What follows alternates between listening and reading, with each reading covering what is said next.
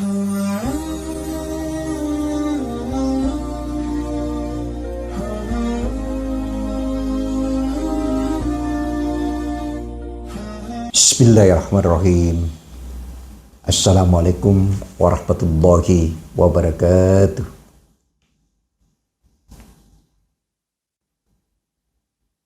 Alhamdulillahi wa kafa. Asyhadu an la ilaha illallah wa asyhadu anna Muhammadar Rasulullah. Allahumma salli wa salli ala sayyidina Muhammad wa ala ali sayyidina Muhammad. Amma ba'd. Pertama-tama, di pagi hari ini kita dapat melaksanakan suatu pengajian. Setelah tadi kita melaksanakan sholat subuh ya. Tema yang kita ambil ada 3 penyebab kehancuran umat manusia. Kita renungkanlah sejenak apa yang kita nikmati sekarang ini adalah sebuah kemajuan yang luar biasa dibandingkan dengan kehidupan pada awal-awal kemerdekaan. Apalagi jika dibandingkan dengan masa penjajahan. Namun kemajuan yang kita peroleh sebagai hasil pembangunan itu membuat kebanyakan orang mendewakan materi. Akhirnya terbentuklah umat yang menyepelekan dan melecehkan, mencampakkan sebuah agama. Ya, maka muncullah penyakit yang sangat membahayakan. Sini ada 3. Pertama ialah penyakit rohani, syirik yang merata. Yang kedua, penyakit jasmani, bencana yang menimpa.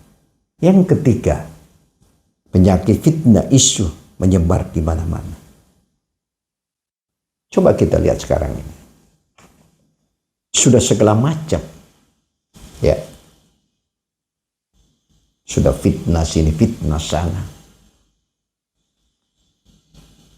Sudah tidak ada lagi nilai-nilai iman. Teman jadi lawan. Coba kita lihat. Nah, disinilah kita harus tingkatkan kualitas iman kita kepada Allah Subhanahu wa Ta'ala.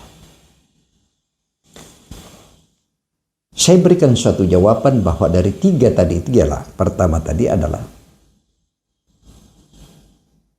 jawaban syirik adalah kezaliman ataupun kebodohan, kumuh, najis, cara berpikir, dosa besar yang tidak bisa diampuni oleh Allah Subhanahu wa Ta'ala jika ia mati dalam keadaan kemusyrikan. Dia menyekutukan dan tidak ada ampunan apabila kita menyekutukan Allah Subhanahu wa Ta'ala. Enggak ditanya lagi. Sudah disiapkan tempatnya. Kalau ada yang paling bawah, sudah itu tempatnya neraka. Paling bawah, enggak ada ampunan, enggak ada diberikan.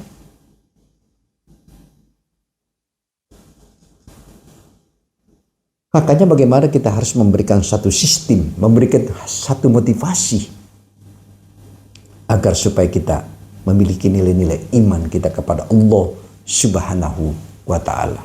Harus punya sandaran vertikal kepada Allah. Ya. Kita melihat bahwa dalil-dalil tentang bahaya syirik, fitnah, pentingnya, dan kemarahan. Allah juga berfirman, Ya bunayya la tusrik billah, inni syikra lashulmun azim. Luqman berkata, wahai anakku, janganlah kamu mempersekutukan syirik Allah. Sesungguhnya syirik itu adalah benar-benar kezaliman yang sangat besar. Itu surat Luqman ayat 13.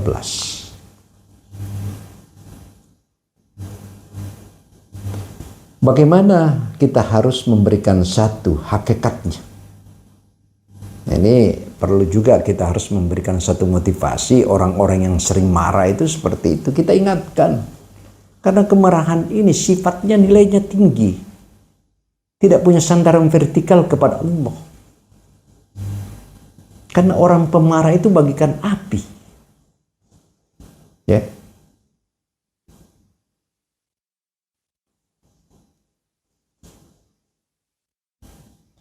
Karena Rasulullah Sallallahu Alaihi Wasallam bersabda, janganlah kamu mudah marah. Lalu beliau mengulangi dulu sekali, itu sampai 2 kali. Janganlah kamu mudah marah. Ini semua yang kita miliki. Kalau kita tidak memiliki nilai-nilai iman, itu bisa merusak semua. Kita tanamkan nilai-nilai iman supaya ada rem. Tinggal pola. Orang kalau tidak memiliki nilai-nilai iman, semua segala sesuatu dia bisa menghalalkan segala cara. Ya.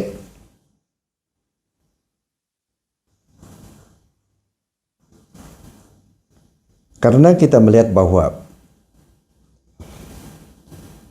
Rasulullah Sallallahu Alaihi Wasallam bertanya, apa pemahaman kalian tentang orang yang kuat? Beliau sendiri menjawab, orang yang tak terkalahkan adalah orang lain dalam bergulat. Ya. Karena Rasulullah Sallallahu Alaihi Wasallam menyangka tidak demikian.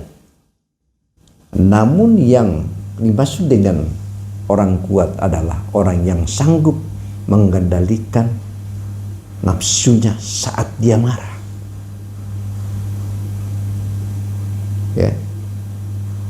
Kenapa? Tidak seorang pun yang marah kecuali dia mendekatkan diri kepada neraka. Jelas itu, ya.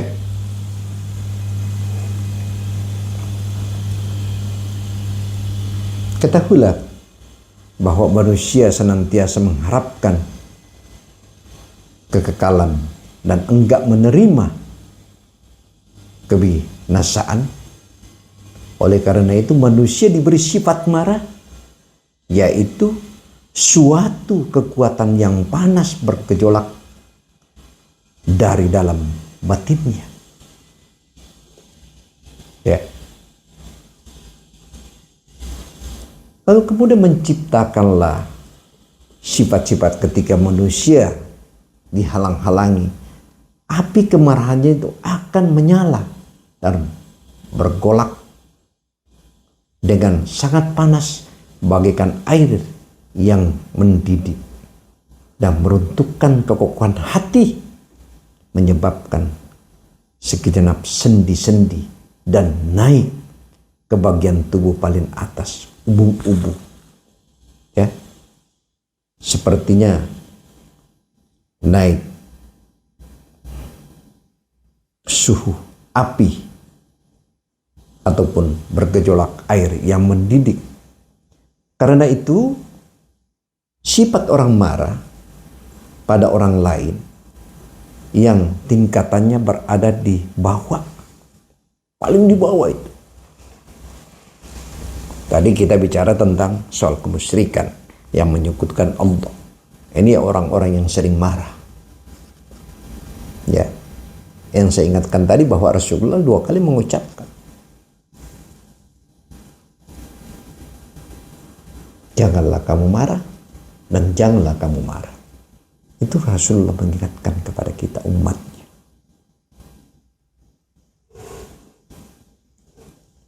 Ketika kita marah, pada orang posisinya lebih tinggi darinya, dan dia merasa takut dan putus asa jika dia menghadapinya. Itu dalam konteksnya yang dia lakukan, ya.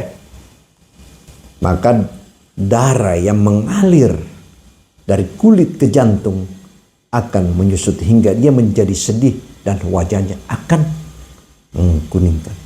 Jika dia marah pada orang yang posisinya sederajat, maka aliran darah akan berubah-berubah, terkadang tersudut dan terkadang mengalir deras, sehingga wajahnya pun terkadang tampak memerah dan terkadang mengkuningkan, hingga akhirnya menimbulkan keraguan. Ringkasannya, tempat marah adalah hati. Ini sebuah kan, hati kalau kotor, Pak, ya, hati kalau sering marah, itu sudah merusak segala sesuatu, ya. Ya, adalah dalam hal ini hati karena adalah sangat dirusak. Padahal kita harus punya sandaran vertikal kepada Allah, memberikan satu motivasi terhadap dirinya. Karena kalau orang tidak punya pengendalian diri, itu cepat marah, apapun. Kadang kita lihat kita baik, prasangka dia jelek. Itu watak manusia yang tidak memiliki nilai-nilai iman. Ya. Yang saya katakan tadi adalah hati. Artinya mendidiknya darah yang di dalam hati, karena dipicu oleh keinginan balas dendam yang terkadang tidak terlaksana. Ya. Kadang-kadang seperti itu dia lakukan.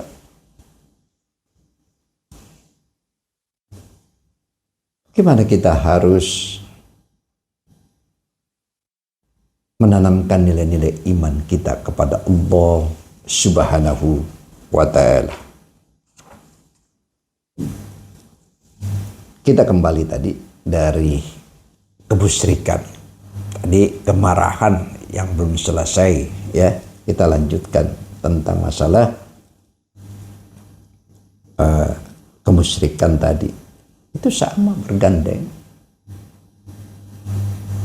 menyekutukan Allah,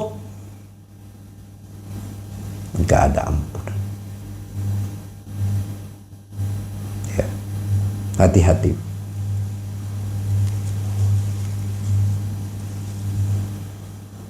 Karena kita melihat bahwa menghadapi suatu amarah yang sedang bergejolak, hal ini juga dapat dilakukan dengan beberapa cara. Di antaranya ini, kita lihat ini, di antaranya dengan mengendalikan pahala yang akan diperoleh ketika masih menahan amarah. Ini tadi kan konteksnya tadi itu marah, masalah sedikit marah, ya. Nah, sekarang kita kembalikan kepada amarah-amarah itu. Ya. Karena kenapa? Yang saya katakan tadi bahwa pahala yang akan diperoleh ketika dia bisa menahan amarahnya, lalu kemudian dia menakut-nakut dirinya dengan balasan yang akan ditimpakan oleh Allah Subhanahu wa Ta'ala. Ya. Dia ditimpa oleh Allah Subhanahu wa Ta'ala kepadanya. Lalu kemudian dia juga mengakui, ya, dia mengakui bahwa Allah lebih berkuasa terhadap orang lain ketimbang dirinya. Untuk memperingati diri kita sendiri akan dampak dari balasan dendam yang dilakukan orang-orang yang dimusuhinya. Itu pasti. Kalau sudah timbul suatu motivasi, ini sifatnya selalu marah, kemudian ini sifatnya selalu marah, pasti timbul gejolak. Karena dua-duanya tidak memiliki nilai-nilai iman. Kualitas iman kita tanamkan kepada diri kita. Itu dulu. Kalau sudah hati kita perbaiki, ya, timbul suatu tawadu, rendah hati. Nah, bagaimana caranya untuk menghilangkan suatu kemarahan? Cucilah wajahmu dengan air wudhu. Bersihkanlah tanganmu dengan air wudhu. Ya. Kita harus punya nilai-nilai iman yang kita tanamkan kepada diri kita. Tidak ada daya dan kekuatan kita. Berapa lama kita hidup di dunia? Cuma urusan Allah. Ya.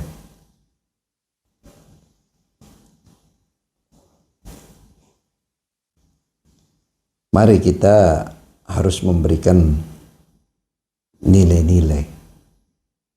Kita menjaga sifat-sifat kemarahan itu. Jangan sampai terjadi di dalam hati kita. Karena yang orang sering-sering marah itu, yang saya katakan tadi, bagaikan api yang bergejolak. Tuh. Lalu kemudian kita kembali lagi bahwa suatu fitnah, ya, Allah juga berfirman, dan peliharalah dirimu dari fitnah. Siksaan yang tidak khusus menimpa orang-orang yang zalim saja di antara kamu. Surat Al-Anfal ayat 25. Disinilah kita harus benar-benar kita memberikan satu motivasi terhadap nilai-nilai iman yang kita tanamkan. Ya. Jauhi semua itu. Bagaimana kita harus menjaga agar supaya hati kita bisa tenang, tidak mudah terpancing dengan suatu kemarahan. Ya. Kemana lagi kita? Yang saya katakan tadi. Apalagi kalau sifat-sifat dengki, ya, fitnah. Allahu Akbar. Fitnah itu setan.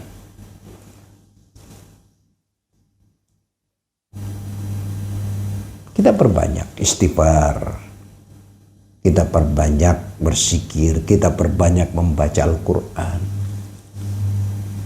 untuk membersihkan hati kita. Kita tidak bisa terlepas dari nilai-nilai itu. Kita tanamkan nilai-nilai iman kita kepada Allah Subhanahu wa Ta'ala. Tidak ada daya kekuatan. Semua akan berakhir dalam kehidupan ini. Pangkat, berapa lama pangkat? Terakhir juga adalah pensiun. Harta, berapa lama harta kita miliki? Suatu saat kita akan tinggalkan. Pangkat, harta jabatan, semua satu titipan yang diberikan oleh Allah kepada kita. Jadi jauhkan sifat-sifat kesombongan itu. Kata Rasulullah, sifat-sifat kesombongan itu orang yang sangat tercela. Ya, perlu kita ada kehati-hatian. Jadi jauhkan semua sifat-sifat yang bertentangan dengan nilai-nilai agama. Yang utama itu ya bagaimana kita membersihkan hati, tidak gampang mudah marah, ya. Kalau kita sering menanamkan nilai-nilai iman dalam hati kita, insya Allah dia agak adem gitu. Tawaduh yang kita bawa, kerendahan hati. Siapa saja kita lakukan, kita bertemu dengan siapa, kita sangat menghargai. Tua dan muda, kita agak menghargai mereka. Nah, itulah perlu kita harus tanamkan. Jangan dikotori. Kata Imam Al-Ghazali, hati ini bagaikan kaca. Kaca ini jangan sampai kotor. Kalau kotor, agak susah dibersihkan kalau sudah lama. Ya. Begitu juga hati jangan sampai kotor. Karena hati itu bagaikan cermin, bersih. Jangan dikotori. Untuk itu mari kita tingkatkan nilai-nilai iman kita kepada Allah Subhanahu wa Ta'ala. Demikianlah penyampaian kita ini. Mudah-mudahan kita lanjutkan besok malam, ya, setelah habis sholat subuh. Usikum wa bittaqullah. Wassalamualaikum warahmatullahi wabarakatuh.